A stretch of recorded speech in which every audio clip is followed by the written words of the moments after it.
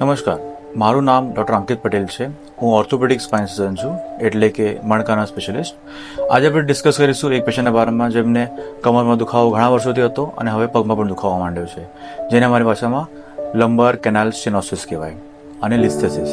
તો આપણે અહીંયા જોઈશું કે કમરના જે 5 મણકાઓ હોય એમાંના જે 3 મણકા જે છે નીચેના, એમની ગાદી કમજોર થવાને લીધે અહીંયા નસ દબાય છે.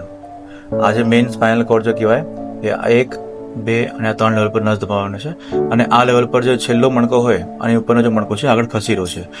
આવી કન્ડિશન્સમાં દર્દીને કમરથી લઈને પૂરા પગમાં દુખાવો થાય, બહુ ટાઈમ ઊભા ના રહેવાય, ચલાય નહીં, ચાલતા વખતે પગમાં ઝંઝનાટી આવે અને પગમાં કમજોરી આવવા માંડે. આવું થતું હોય તો ધીમે ધીમે આપણી જે ચાલવાની કેપેસિટી હોય, ઊભા રહેવાની કેપેસિટી હોય એ ઘટવા માંડે. આના માટે હવે દૂરબીનથી શસ્ત્રક્રિયા થાય છે, જેમાં આપણે મણકાને જે સ્ક્રૂ લગાવીને ફિક્સ કરી દઈએ અને નસ ફ્રી કરી દઈએ. આની જે શસ્ત્રક્રિયા છે, જેમાં આપણે દૂરબીનથી સ્ક્રૂ નાખીને નસ મોકળી કરતા હોઈએ, એ આપણે આવી રીતે જોઈશું. સો આ જે 1 નંબરનો મણકો છે, આ 2 અને 3, ત્રણેયમાં સ્ક્રૂ લગાવ્યા પછી રોડથી ફિટિંગ કર્યું છે અને નવી ગાદી નાખીશું.